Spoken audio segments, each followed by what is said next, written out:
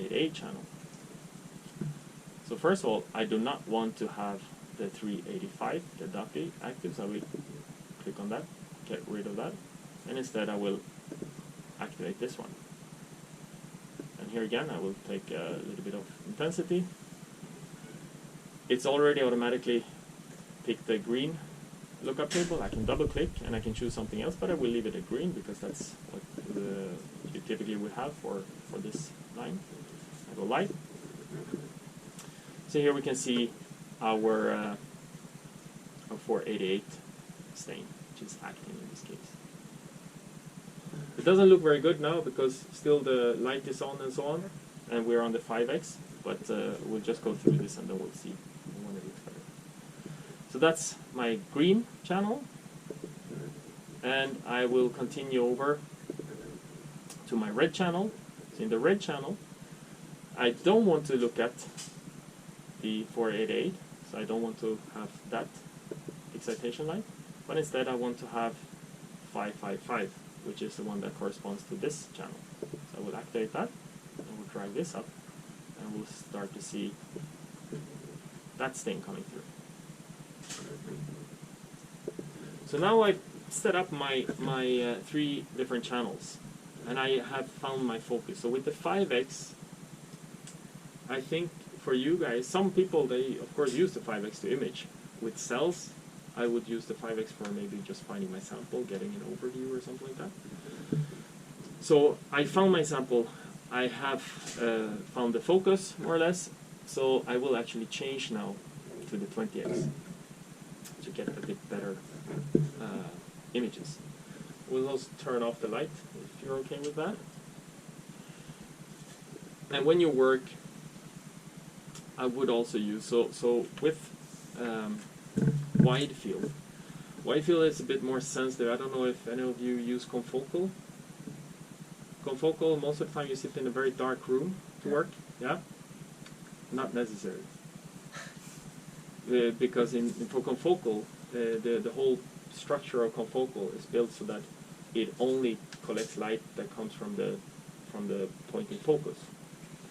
So actually when you work with confocal, it's not as crucial to work in a completely dark environment. With wide field, it doesn't have that pinhole that you have in confocal, so this one is more sensitive for light around. So when you work with wide field, it's more important that you try to darken things around. So in some cases, if you sit here and work, if you have a sample with low fluorescence and so on and so forth, even having this door open could make a difference, potentially. So, but if you have, in some samples, they would look equally good with all the light on and so on. So it all depends on the sample, but it is more sensitive. Okay, so let me go back. I can see if you can see this just by turning off the lights here. If I go and see light here, you saw now that it disappeared those things that were around here. So that's actually these light bulbs. So this is actually the light on top here coming through. This is probably crap on the slide. But let's move to the 20x instead. 20x, we fine adjust the focus a little bit. So already with the 20x compared to the 5x, it's starting to look much better. Yeah. So here we have our red stain. We can now move between these different channels by simply clicking on it. So we're looking at the red, going over and we're checking the green, and we're moving over and we're checking the Ducky. The red channel has a way higher intensity of the laser right now. It's at 60% compared to 11 and 19. Is it just due to the flow form? Yeah, this is, it all depends. So we're going to come into this different settings and intensities that we want to have here. So we can have that discussion now. So you want to have an image that looks nice. That's one thing. If you're going to do downstream analysis, you also want to have an image that will have a good enough quality for your analysis that you want to do downstream. So you have to have those two things in mind. What are you going to use the images for? and what type of quality do you need for that. So right now, let me reset this part, and we're going to talk about this part. This is now my raw data. This is what the camera sees. I go live now, so this is what we're looking at. Kind of dark. The green one here, this is what we're looking at. This is from the camera. And the .b, we still see. .b is typically very, very strong stain. So typically it's very, very bright. So now we're going to talk a little bit about why this is, and we're going to talk about the camera. So this camera is a scientific CMOS camera. It has something called 16-bit depth, which basically means that it has, as you see here, 65,535, or actually 36 levels of gray. So it actually collects all the pixels. They are collecting light, and it's dividing up, when you look at the intensity, it's collecting up the amount of intensities over 65,536 levels of gray.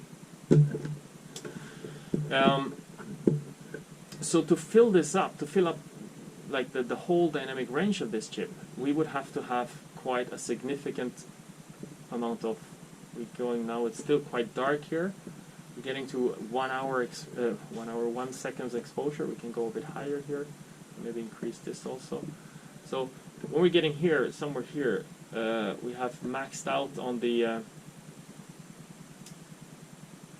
these ones. Let me just check some.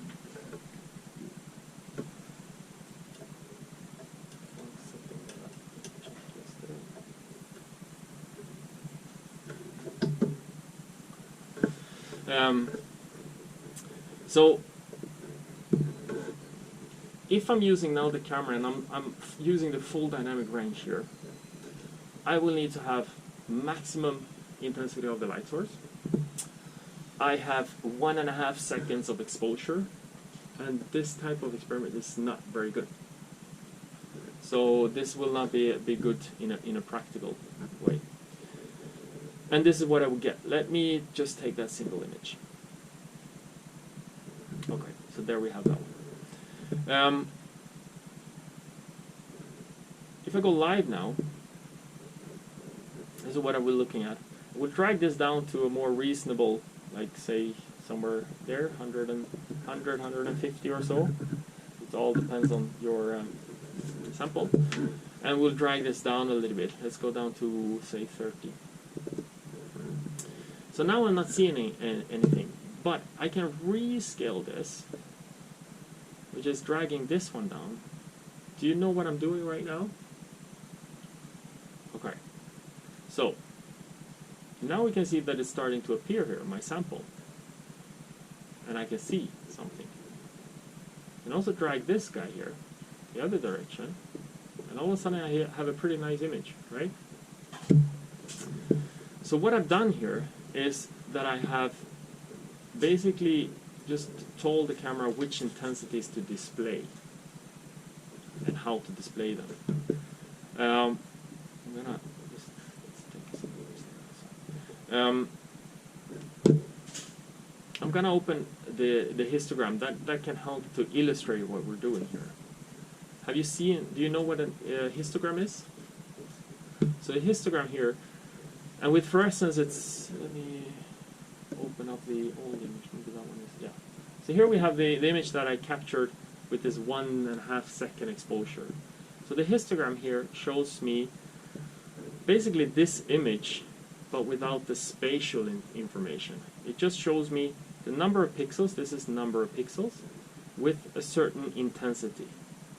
So this one tells me that right here, we have a lot of pixels that has the intensity here, somewhere around, I don't know, 100 and something. That's the background, most likely in this one. So all those pixels are here. All of these ones, all the red that we actually see something, is probably this bump here. So all of they have, most of them, they will be of intensities around this here. But the camera can show intensities up to 6,553. So what we can do now, we can rescale this, meaning I can drag this down. See, as I drag this one is moving, so those two are the same thing. So what I'm doing here is that I'm telling the software to any pixel with the value of, what is it, 8,907? Any pixel that has that value should be shown on the display as fully red. Yeah? So now it looks much brighter here. My raw data, the capture data, looks like this still. Doesn't matter. But it just helps me to see this better. And I can do the same thing on this side. So right now, if it has a pixel value 0, it will be shown as black. But I can drag this up a little bit and say that if it has a pixel value of 650 or lower, show it black. And now all of a sudden my image is with a much higher contrast. And again, this is just for the display, for you to see. How can I see that whether my image is overexposure or not? Yeah. So overexposure or underexposure is very important. So I can do that with the top button here. We have over and underexposure. If I click that once, this will show me now anything that is, okay, let's use the terms over and underexposed still. So overexposed pixels will be shown in blue, bright blue. Underexposed pixels will be shown in bright green, as you can see down here. But something to remember here, so this is the underexposed color. Something to remember here is that we rescale this. So actually these warnings are following my rescaling. So what this means is that right now all the pixels that has a higher value than 9,752 will be shown as bright blue. But what you need to remember is that your raw data is like this. So in this image, nothing is overexposed. But this warning can help you to gauge, okay, so we're starting to get this point here is our brightest point in the image. Because that one is starting to be blue first, yeah? And then other things will follow. But so there I have my brightest dots. So this can be help to sort of decide, like, where are my intensities in the image? Because this is something that would be important to decide, is this quality and my settings good for what I want to do afterwards? The same thing with this one, we can also sort of get a sense of where is the background, how, so it seems like the pixel starting around almost 1,000 or so, 800. So this over and under exposure was this one, and this one has 3 positions. You click once, you get into here. You click one more, you see the grayscale image, and you click one more time, you get back to the lookup table that you have and the color that you chose for it. Okay, so doing this rescaling, as I call it, this is something that you should definitely use when you have a camera like this. So this camera is good, has a high sensitivity, and it has a pretty good and low noise. So this means that you don't need to use the full dynamic range of the camera, meaning that you don't need to fill it up all the way up to here to have a nice, good quality image. You can also use just the bottom bit. So this is the image that we took with 1.5 seconds. I will compare that with the one we took using just a fraction of that exposure time. So to look at another image, I will open another window. So now we have 2 windows. We can also resize these. So all these windows you can resize by dragging these things a little bit. This is this image, and here I will open now a different one. So I'm going a little bit ahead of things I haven't shown you just yet, but bear with me. So this is the image that we took with different settings. And if we zoom in these two, I think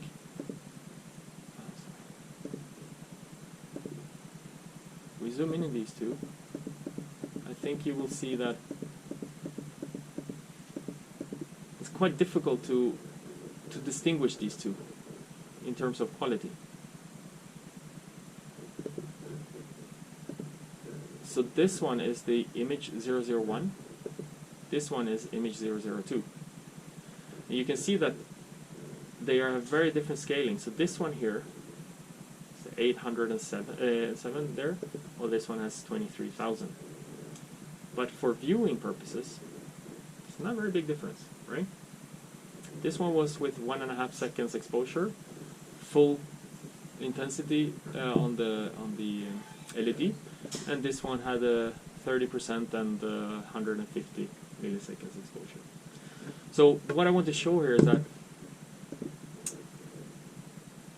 do not work hard to fill up the full dynamic range of the camera. It's unnecessary, and it will lead to very long exposure times or unnecessarily high intensities on your sample.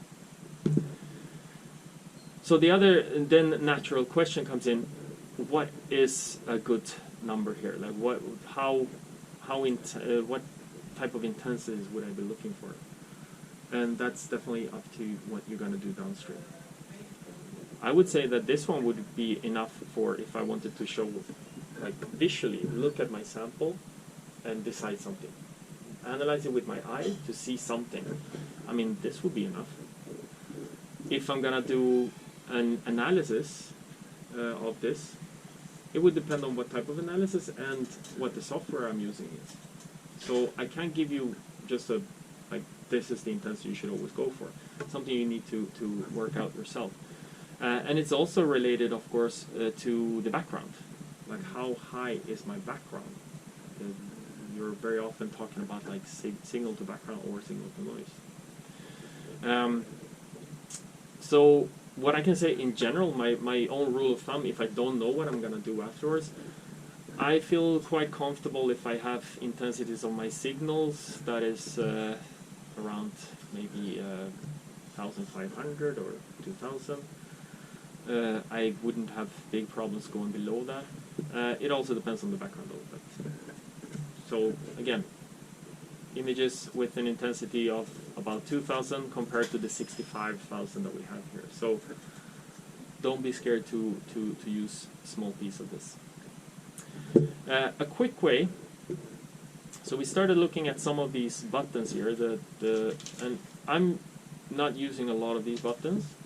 I'm using this one, over and under exposure, and I'm using the auto scale very often. The auto scale is a quick way to get to a point where the contrast is fairly okay. This is the software analyzing the image and just rescaling this to settings where it finds pretty good contrast. So this one I also use. I use it especially in the beginning when I try to set something up and trying to find my sample, because if I am, let's go live here. If I'm very much out of focus here, you see that right now, if I had set this for somewhere here, I might not see anything until I'm really in focus, and then maybe I would see something. Or if I'm moving around on my sample where I don't have any samples, but if I have clicked this one, it would be very fast where you see something. Oh, okay, here it seems like I have something, and then you can find focus. So I use it for that too. Good to use when you're trying to find your sample. So with all of these, I tend to use these two buttons, over and under exposure and auto scale. Once I have my scale that I think this is good, I maybe untick this. What is important to remember when you use this, because you can get fooled. When you start adjusting settings here, you might think, it still looks pretty good. But just remember to have a look at this number and this number, so that you see, because this could be at 300, meaning that you have very, very few levels of gray, but on the display it looks fine.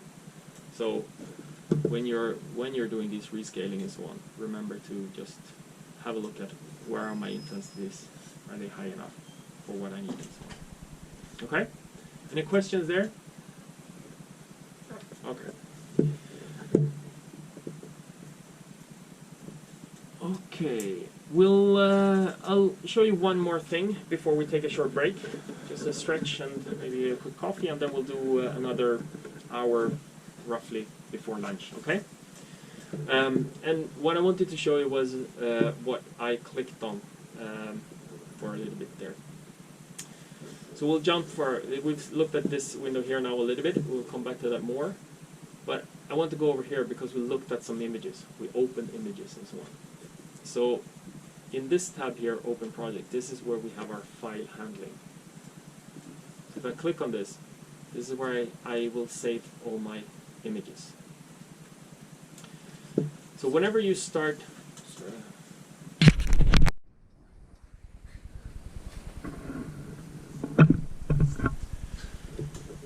so whenever you start up the software and you go live to see an image or something, LSX will always start a new project. So the way LSX is working in something we call it projects. So this project will be created, and then whatever images I captured will be captured under this project. So you see I captured this one and this one so far, and if I would capture another one, it will end up under here. Okay? So this project is what we call a LIF file. That's a Leica image file. So that's a format, the standard format for Leica images. So we can call it like a container, and in this container we're gathering all our images and everything that we do during our imaging session. So in the end, when I save this, I will not have 3 files, but I will have 1 LIF file. And in that LIF file, I will have my 3 images, or 100 images, or how many images I'm doing. But while I'm working now, this is not saved. So here you have a little diskette. So this is not saved. It's temporarily saved on the hard drive in something called a data container. So whenever you work with LSX is always, as soon as you start working, it saves everything to something called a data container. It's a temporary part of the hardware where everything you do just goes into there. And then at the end of your session, if what you've done during the session you want to save that, you will click this Save Project button. And you go into Save, and then you can save it as an image file somewhere. Give it a name, and so on. If I try to close this, it would also give me a warning. This has not been saved. Do you want to save this project? So, as long as I remember to save it, then everything is good.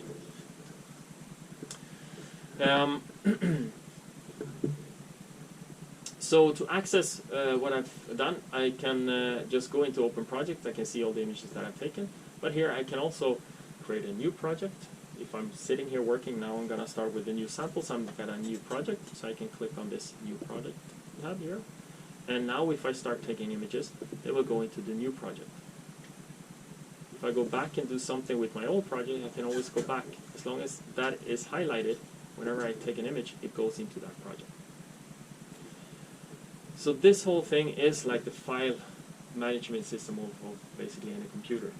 These are folders. Within the folders you have images. Okay? These names you can change by just clicking on them. You can call them whatever you want. The same thing with the project. You can click on it and you can call that anything that makes more sense to you. You can also, if you know that, okay, I'm going to take 50 images of this sample, and I don't want them to be called image 001 and so on and so forth, I can go down here, project settings, and I can use a user-defined image name. So here I can now make a name that makes more sense to me, maybe underscore at the end. Okay, so this is now a different keyboard. Let's do a hyphen instead. Oh yeah, so this is a Swedish keyboard, that one is probably in English. So I do a hyphen. So this now, whenever I take an image now, it will give it that name, hyphen 001. And then it will continue from there. So that's a way of giving it a name that makes more sense to you.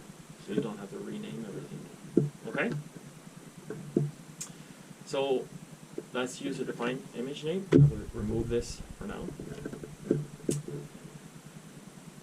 You can also, if you want, go into the project. So the main thing up here, and you can, so the default name will always be project. In a multi-user facility like this, I tend to leave it there so that everybody gives their own name. But you can also have the default name being something else if you want. You have an auto-save function.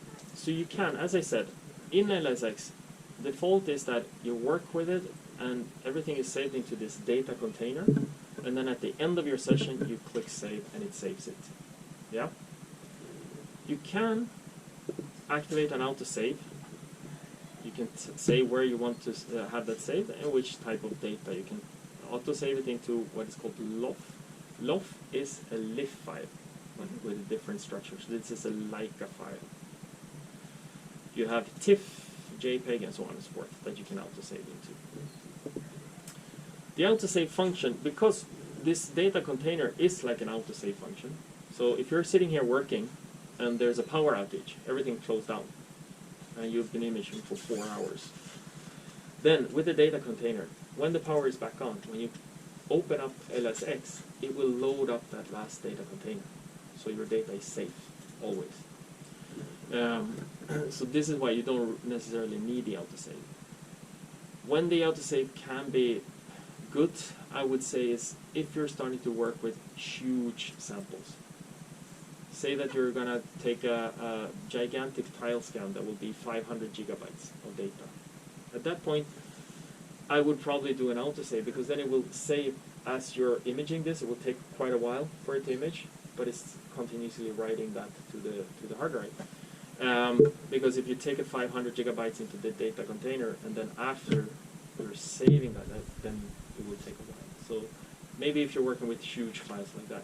But otherwise, I think to begin with, use the LIF file. Don't use the autosave, but just work with it like this. Again, you can always read more about it. You have the little eye here, so you can read more about the autosave. You can also have the eye here to read more about the file handling of stuff, the project settings, and user-defined image name, and so on. The last thing I will show you before we take the break is, this is like a file handling software. So I can take this one, I can drag it over to this one. I can move images between projects. I can also copy, if I want to make a copy of this image, so I want to have it in 2 projects, I can copy this. I would go here, and I would do paste. So then I have that same image in both of these projects. So you can move things around between, you can move it, you can copy, paste it, and so on. So one thing is, if you're sitting here, you're doing a lot of imaging over several hours, you have several hundred images, but you know that, okay, I want to save 10. You can either delete 90, or you can just take those 10 and create a new project, drag them over, save that project, and not save the previous project. That's also a way of doing it. So, yeah, it works like a file handling system, basically. Okay.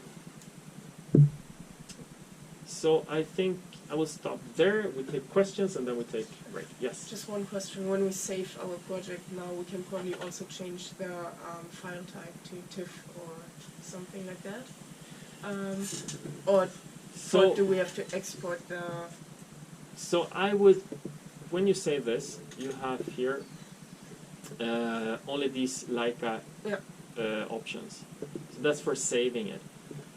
I would recommend to save the LIF file and have that as your sort of raw data, because that also has all the metadata, everything that was, everything about the light source, the settings, and so on. So it includes all the settings which I set up for this specific. So I can basically also open my project again and then run the exact same settings on the new samples. So if I remove these ones now, I open up this one, and I wanted to do this this image again, or have the same setting. I can right click here and go apply image settings.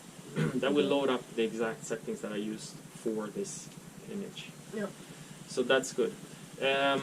So instead, I would always use the LIF file as my sort of raw data. It's also very easy because it's one file to move around this one.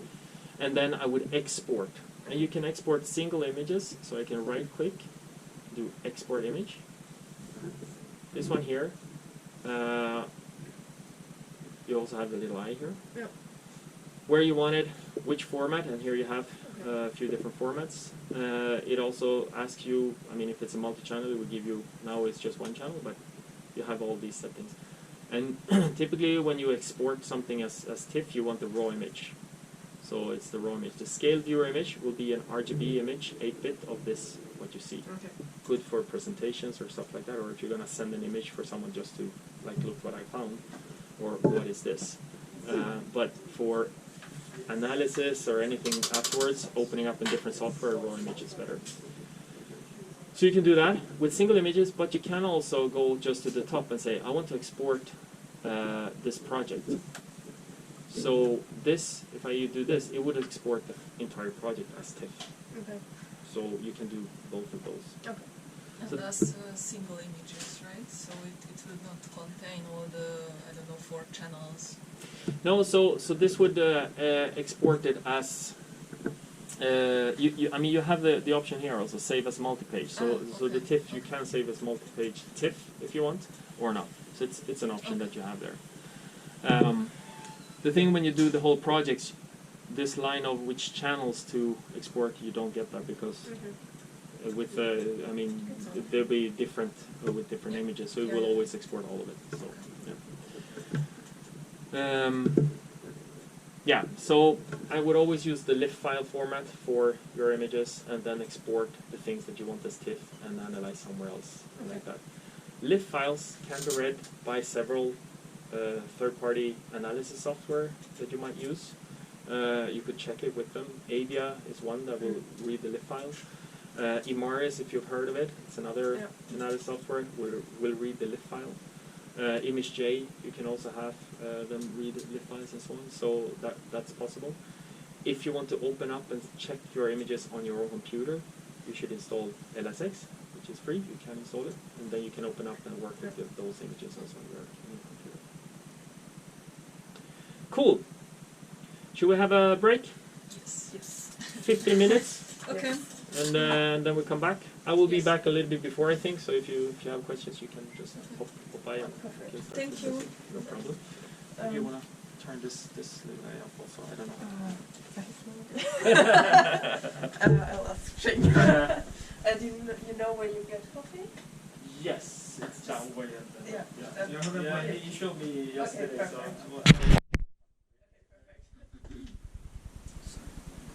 Sure.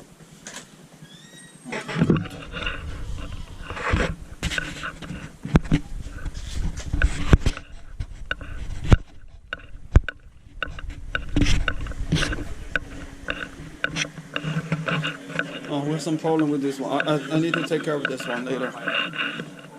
You can wait, Heidi.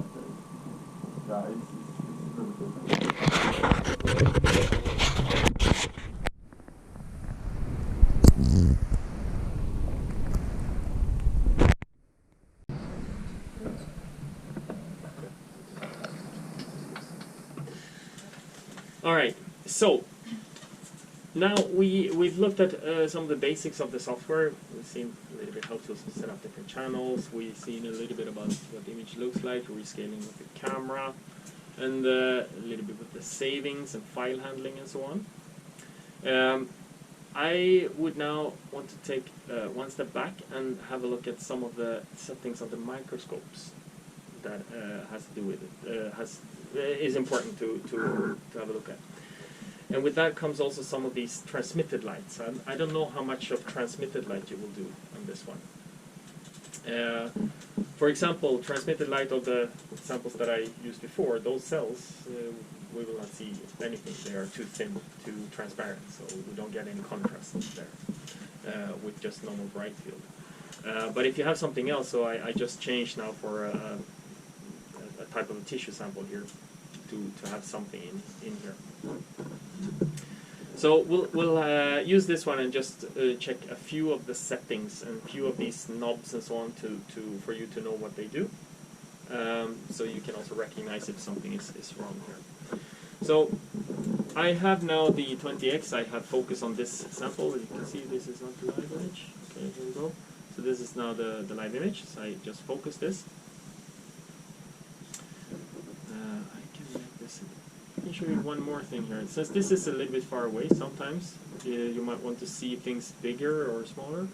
This little guy here, we can make the whole thing bigger or smaller. So this is something you can use to adjust to a level where you feel like, okay, now I see the things quite well. And as I said, you can also make the image part bigger if you want, or smaller, or just dragging this one. So this is now the live image transmitted light. So we will have a look at some of these settings that I said, these manual settings. So we'll start with the field diaphragm up here. So the field diaphragm is a diaphragm that you can open or close. If I close it, you will start to see it come up there. Mm-hmm. So now this would not be the correct setting, of course, for this. If I would look in the eyepieces, I would see the same circle. Now, because of we're a bit cramped and so on, we will not almost look in here, but you can always do it afterwards when you adjust this. And this is actually something that you do when you want to set up the system and focus the condenser. So if I go, for example, this is now the 20x. If I move over to the 5x, we see the same thing. It's even smaller. And I can increase this up. You can see that now it's sharp lines, but if I defocus, this is because the condenser is focused. If I have this in the wrong setting, there, now I raised up the condenser, so now it's not in focus. So we can see that we don't have these sharp lines. So that's an indication that the condenser is not correctly focused. So to set this up is that I would start by focusing on my sample, which I have done. And then making sure that I close down the aperture so that I see it in the field of view. And then I would focus the condenser so that I have sharp lines. I use this knob here. So that's what this one is for. So now that I've set this up, you shouldn't need to use it to change it much. This could change if you really want to have optimal for example, when you change to a different sample, so a 96 volt plate, you might have to change it a little bit because where your sample is with the 96 volt plate might shift a little bit down or up with the different sample holders. And this one focuses the light into one point. So if you move the sample, you might, if you want to optimize it. It won't be that your sample will look completely bad or so. So I think that you would be okay to leave this as it is for most of the stuff that you do. But it is good to know this, to recognize if something looks bad, and also to recognize this black circle, because this we get calls for. There's a black circle, or there's just see our sample in the middle, what has happened. And then someone has moved this one. So the correct position for this would be to have it outside the field of view, which would be there, but the field of view of my eyepieces is even bigger. So if I would look in the eyepieces, I still see this here. So I would increase it for a little bit more. And on this one, which is manual, I would do that on the 5x. If it's outside the field of view on the 5x, it's going to be outside the field of view for all the others. Okay?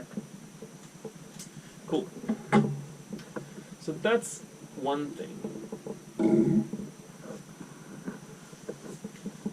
field diaphragm and the focusing of the condenser. So the condenser now, it's in focus when this is flat here. So this is, I set it up so that this is sort of a good first position. So if someone is moving this, so this one is up like this, you will see that it's actually not correct. But equally, you can see on the image, it's not that the image is completely gone. So, but I will put it into that position. Leave it there. So the other thing that we have is this setting over here. So this is an aperture diaphragm. The aperture diaphragm has the is working on the sort of contrast and resolution of the transmitted light bright field image. So there is not a proper or correct setting. It's a bit of the feeling of the user, how much contrast they want. So I will basically show you the effect of it. So if I open up this aperture, fully open, I will adjust so that one side effect is the brightness. The brightness, we open up an aperture, more light comes through, so it becomes a brighter. But that's a side effect. So what we will try to see now is what happens. I can do it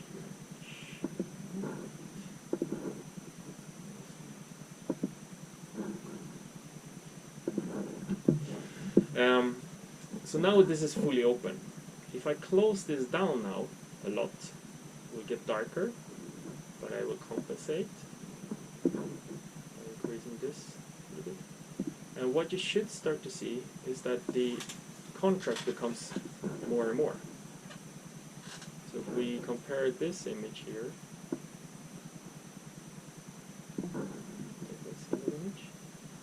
take that single image, and then I do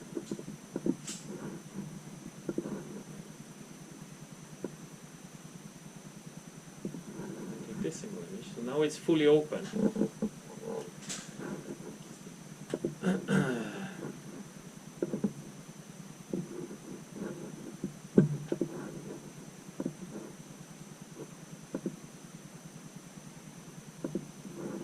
So this is the aperture, fully open, low contrast. This is the aperture very closed, high contrast. So you can see the difference.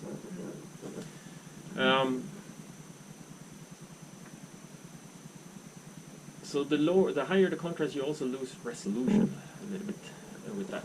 So a rule of thumb is that this aperture should be closed down so that you have roughly maybe something 70 to 80% of the field of view is open. Mm-hmm. And you can see that.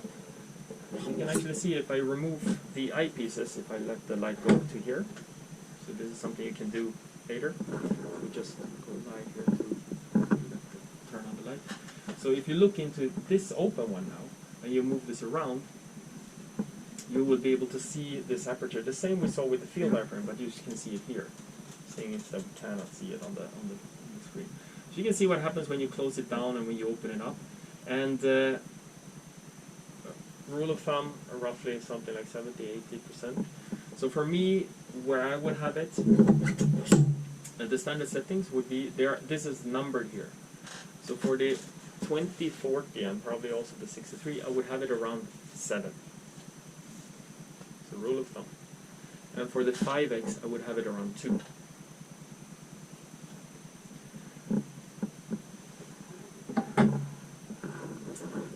And this is also, again, it's not a absolute correct or not correct, or that you have an image or not, but it's a rule of thumb that you can use.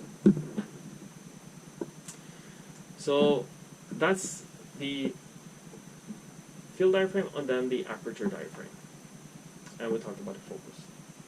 So that's basically the stuff that is good to know about the transmitted light axis. Oh yeah, except for one more. This is a manual shutter. This one is sort of not in use. It should always be down. Mm-hmm. You don't need to close it ever. The other one is an empty position for a filter if you want to put in. Also not in use.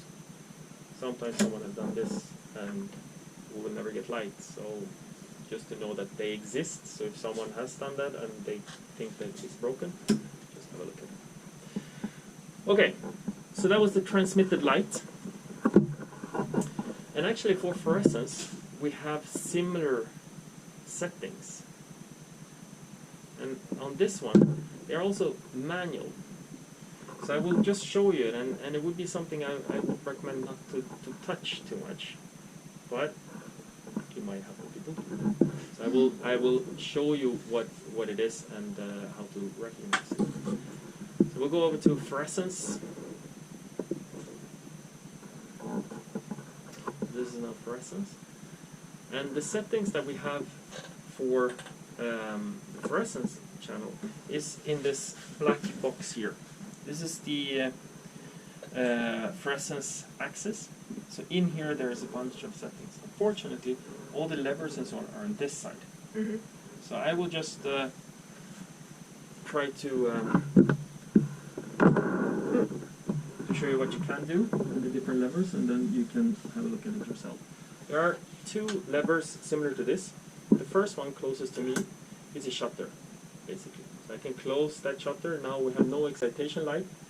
Why we see something here is because we have light coming in from around. Okay. And we have this automatic auto scale. So if I turn that one off and I do that, it would probably be black. So this is a shutter. The first one closest to me is a shutter. So if it's ever closed, you would recognize that you don't have light coming there. That one should always be open. The next lever that we have is this field diaphragm. You can see I can close it down and there we have it.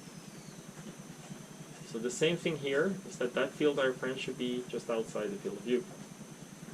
And preferably you can set it up for the 5x objective, and you can try to do it in the eyepieces to make sure, and I think that looks good.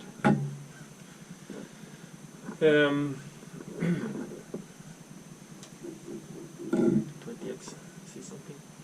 So that's the second lever, and you pull it in and out to change the size of that one. Then you have a little bit further away, you have a little stick, and this is a let's say filter. You cut off excitation light, so it has different grids in it to cut the intensity of the light. That is also something that we don't use anymore because we're using these ones. So this one should always be fully pushed in to let through all the excitation light. So it basically would do the same, like decreasing the LED light. Yeah, we're decreasing the this is excitation way more, light. yeah. So this one is actually just a filter, a grid coming in and Okay. cutting away different amount of light from reaching the sample. The better way is to actually use these ones. So in the old days, we couldn't control the intensity of excitation light, so this was the way to do it, to put grids in front of it. But so now, I would have that always at maximum, never touch it. The only thing that maybe if you would ever have so that you're down at like 5% of this or even less, and you're still having too much light, yeah, okay, then you can cut it further. But it's rarely that you find those kind of samples. It would be interesting to see your sample because they that are actually like solid fluorescence that we're looking at. That can be quite fun. But okay, so that's the three things that you have here. So the two first are levers, same as this one, and then that last thing is a little bit further down, and it's more of a flat little thing that you pull in and out. So you can have a look at it later. I will try to remind you once we switch around and you're sitting here and working. But yes, that's the different sort of manual settings that you should be aware of. And I think that the main thing to be aware of for the fluorescence settings is that those should not be touched. You don't need to move them around or anything, but it's important to recognize if you have this ring that you can adjust it.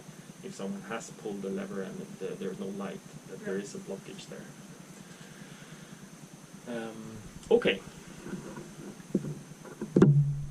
Any questions about those things?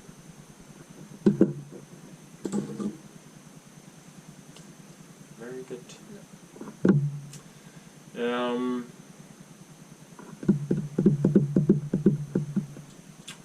Then I think so. With the bright field, so you can absolutely do multi-channel including bright field. So you just add that as another channel. You pick, instead of through, you pick bright field. I would typically have that as a gray scale. So I would change this. And to change this, I didn't point it out clearly enough last time maybe, but to change this, you cannot be in live. So if you're trying to change this, you double click here and nothing happens, it's because we're live. I go turn off the live, now if I double click I get this. So bright field you would typically have as a grayscale. Okay? And then you set things up just as before. Exposure times. Now you have the intensity of the light here. Instead of these ones. Okay? If I now wanted to take a picture with all my channels one after one, Yep. would I just go and start to Yes. basically start the experiment? Yeah. Setup? Exactly. So the next thing that we'll have a look at, we can have a look at these buttons here. So you have 3 buttons: single image, capturing image, and start. So the difference here is that the single image will capture exactly what you have on display right now. So if you have a multi-channel experiment here, it will capture that one image. If I do capture image, it will do everything that you have in this window, meaning all the channels.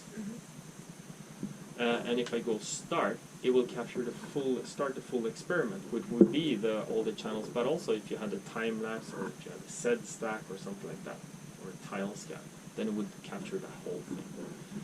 So at this point, when we only have a single frame with multi-channel, the capture image and start will do exactly the same. So now if I want to capture this, yeah, I can go with start. I would just do start, and what it will go through, it will then go through and capture all of this. And let's see what happened here. See, yeah. This I have a different sample now. I think these settings will be not the greatest for this. Okay, this one is very overexposed.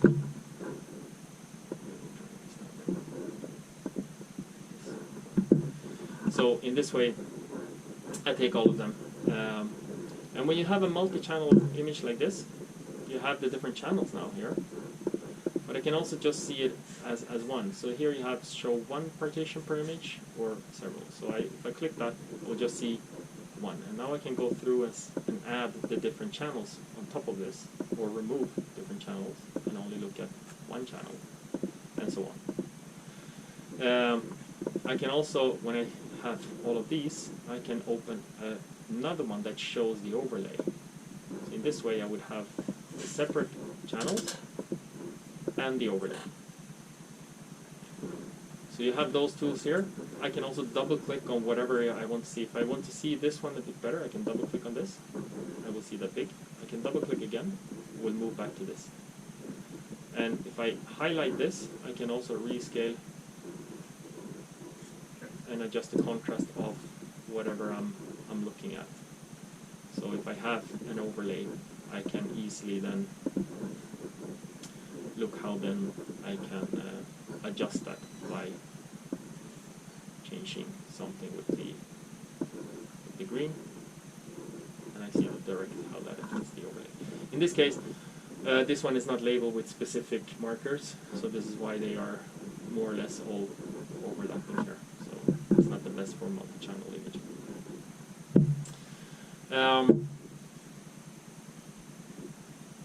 Yeah, so that's how you take the images. Single image, just whatever you're looking at. Capture image, the full all the channels, and start the full experiment. So the full experiment would be, for example, if I would have a Z stack or something like that. Okay, I will remove some of these. Stick with the green for now. Low light.